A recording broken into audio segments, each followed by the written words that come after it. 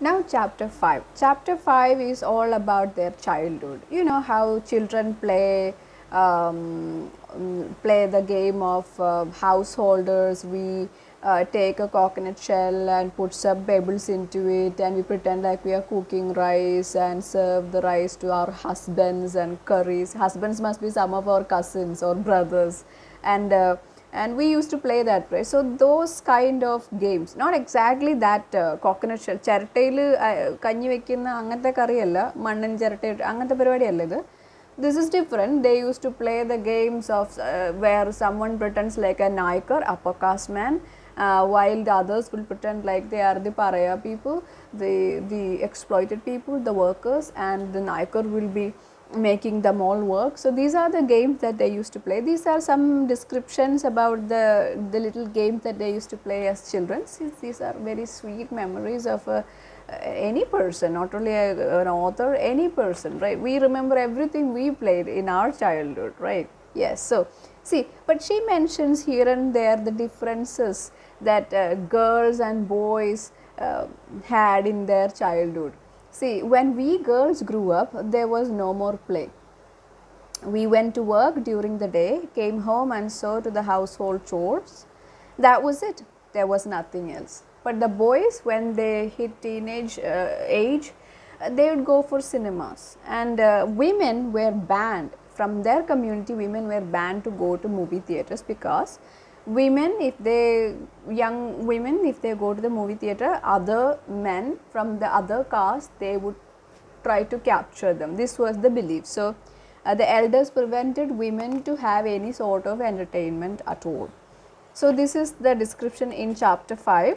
It goes on, and also you can see how a childhood is being stolen from a child in the name of work, and for hunger everybody will go to work, right, to fill their tummies. Then again there is mentioning of the exploitation of the church, how church exploited these people. I understood what was going on only after that. At the start of the new year, it was a custom for the entire congregation to go, family by family, both to the mother superior and to the priest, carrying gifts of fruits or biscuits. See, these people, they don't even have proper food to eat.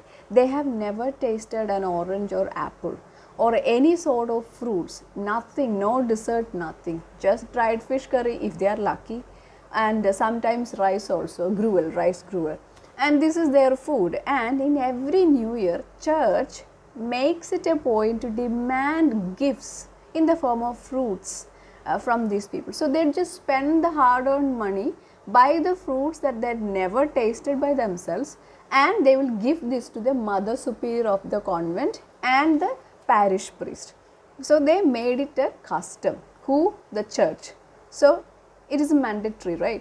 So in order to respect these people, you will buy, even if you don't have money, you will borrow money from someone and you will buy these things and you will go and give them. ഇതിങ്ങനെ ഇവരുടെ മുന്നിൽ പോയിട്ട് കാണിക്ക വെക്കുക എന്നുള്ളൊരു ചടങ്ങ്, ഒരു custom അവിടെ ഉണ്ടായിരുന്നു എന്നാണ് ബാമ പറയുന്നത് എല്ലാ new ഇയറിനും. So that is something that she mentions here. So here and there in the autobiography you can see this poking to the church and how they exploited these people. And also she describes here the first film show that happened in her village. It is something very dear to our memory. I don't know about you, in my generation, we are the millennials, and I remember the first time we saw a movie in a theater, and I believe my first film was My Dear Kuttichathan or something like that.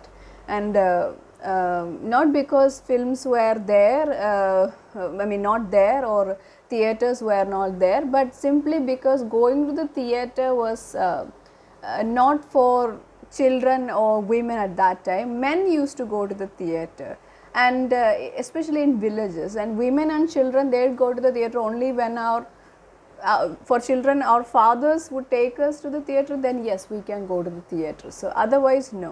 So Bama mentions the first time she watched a film as part of a feast, and she mentions this Tamil film. I think this is how it is pronounced, Kudirunda Koil. Yes, Kudi Irunda Koil, and it is an MGR film. MGR and Jayalalitha, they are starring, and you can also see why Tamilians love these people. They worship these people because see, every time there is they paste posters of MGR, Jayalalitha, then later Rajinikanth, and all these film stars, and they are worshipped almost. And even she mentions M.N. Nambiyar. M.N. Nambiyar was a villain in Tamil movies at that time. He was a figure similar to our Balanke Nair at that time. So M.N. Nambiyar used to be the typical villain of MGR films, and even M.N. Nambiyar, see, these names are very familiar to these people. Even though they don't know, probably they don't know who rules Tamil Nadu, who is the minister in Tamil Nadu, they must be knowing these names. So, and after watching this film, people used to come home and describe the story, the plot and everything to the people who couldn't watch this film. So these are the sweet memories that she describes in chapter 5. Now let's go to chapter 6.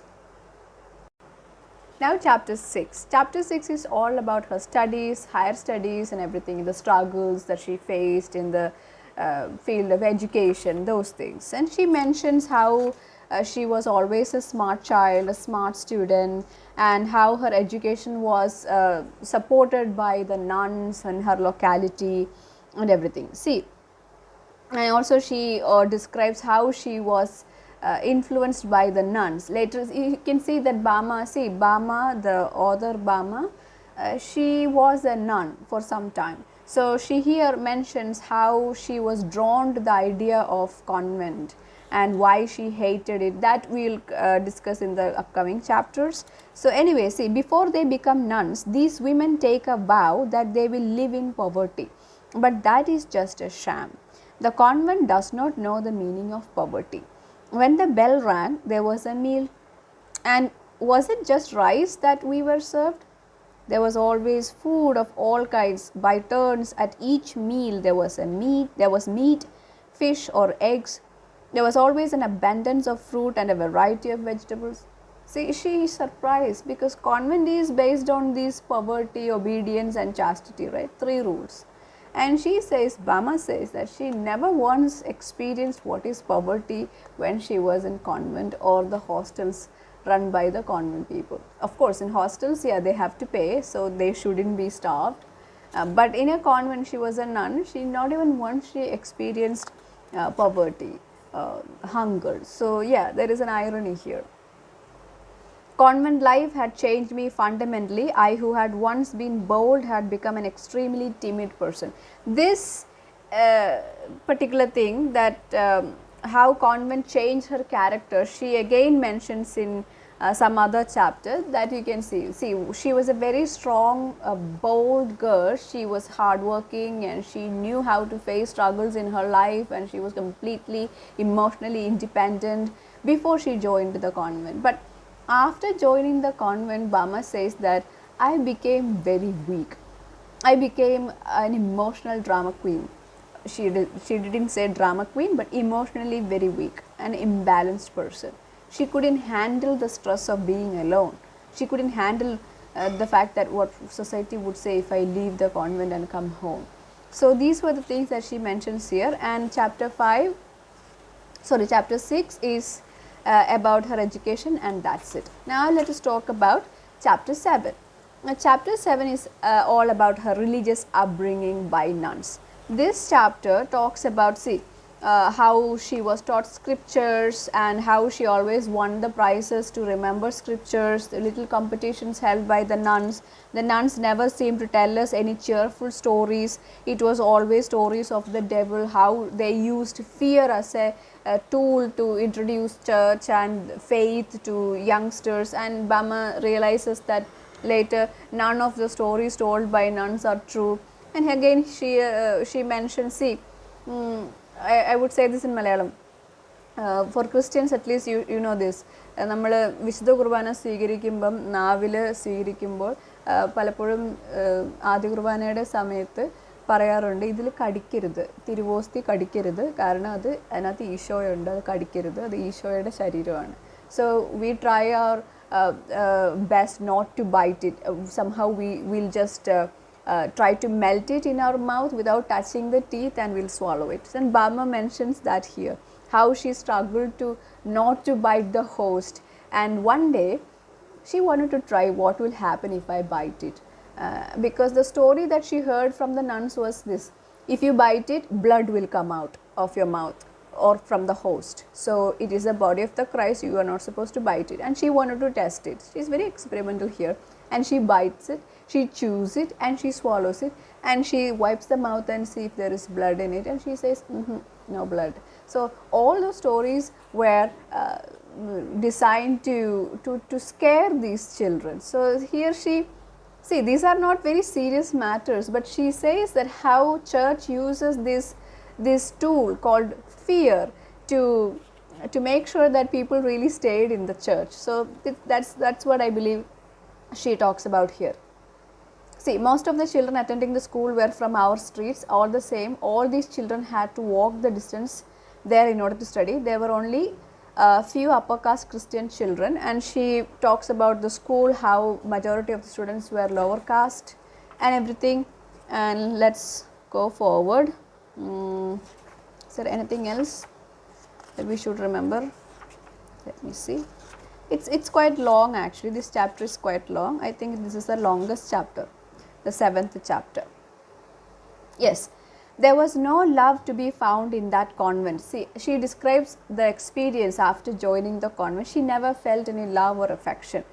Among these people who declared all the time that God is loving, she couldn't find love. There was no love for the poor and the humble. They claimed that God's love is limitless, subject to no conditions. Yet inside the convent there were innumerable conditions about how you should be, who you were, in order to deserve their love. So these are the ironies that she says here. Nowadays, now that I have left the order, I am angry when I see priests and nuns. This also she mentions. She is angry when she sees priests or nuns, because see, they speak in an empty way of devotion, renunciation, the Holy Spirit, God's vocation, poverty, chastity and obedience. This is why Bama is really angry when she sees nuns and priests, and she says that. Now let's go to chapter 8. Chapter 8 discusses her leaving the convent and the incidents that lead up to her leaving the convent. Actually, she runs away from the convent. No, that is not a proper leaving, because properly leaving a convent was not possible. We will see why. And she runs away away from the convent. That we will see next.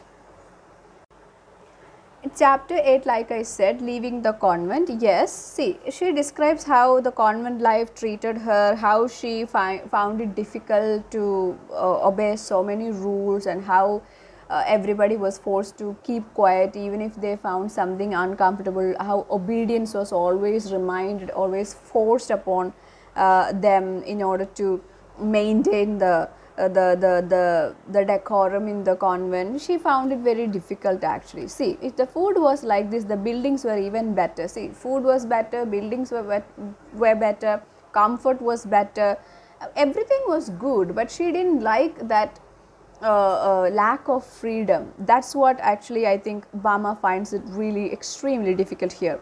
See, people accused you of thinking thoughts that you had not thought, of speaking words that you had not spoken.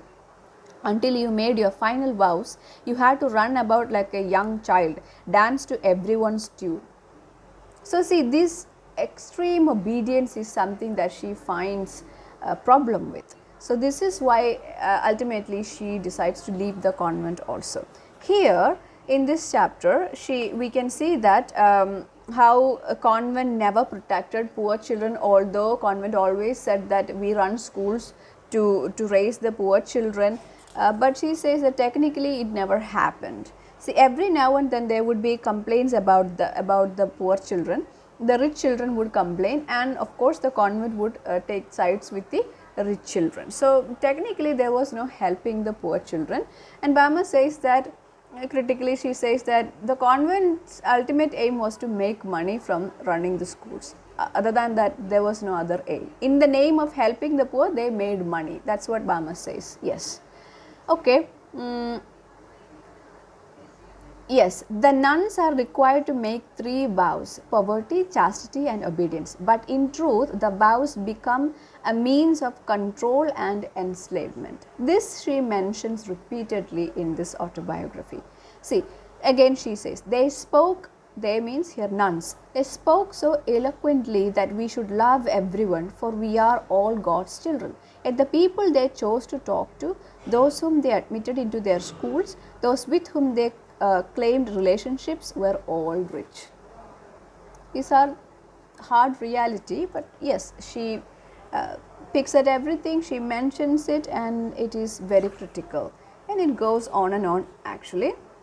Yes, she mentions how she was scolded by her superior for having an independent thought.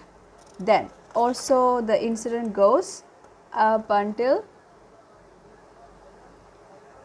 see, I thought to myself, how can you run a school just for profit? See, she ends the 8th chapter with the criticism of the convent's school system. It is because they run the school only for profit, not for helping the poor children. This is how she ends this chapter, and we go to the last chapter, that is chapter 9.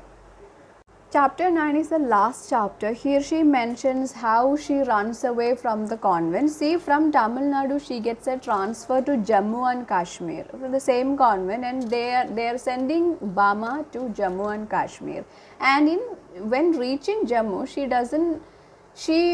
she completely, she is isolated, she is lonely, there is nobody to talk to. And first of all, she was uncomfortable in Tamil Nadu, that Andhra Tamil Nadu border, the convents that she stayed there. But going to Jammu was actually the last nail on her coffin, and she found it extremely difficult to continue, and she buys a ticket home. At first she talks to her superiors about giving her permission to leave, but another sister, a friend of her, a nun, she tells Bama that these sisters are not going to let you go. They will simply keep you in a house arrest they'll house arrest you, and they will not let you go, because you see, Bama is a B.Ed educated girl. She got B.Ed educated even before joining the convent. So for the nuns, according to her friend, for the convent, Bama is an asset, because convent didn't have to teach her, it is her own education, right?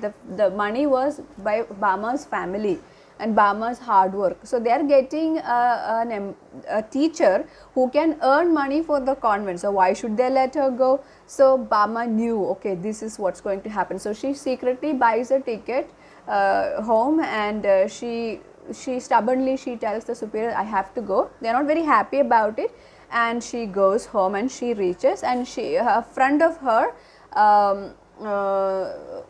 actually helps her for all this, buying the ticket. And in Tamil Nadu, when she reaches home also, this friend comes to pick her, and he also finds her a job in a nearby school. So this is how the autobiography ends. While we have a postscript, as I told you, after the 9th chapter we have a postscript, but the chapter 9 ends with a clueless narrator, the narrator who lands in her home state, but she doesn't know what to do. It is in the postscript the picture is getting clearer, and she mentions how sisters, the nuns, they tricked her into signing some papers which officially, legally strips Bama of any right to accuse the convent in order to get any money, even if she wants to file a case against them. So these are the things that she mentions here. The postscript is actually quite long.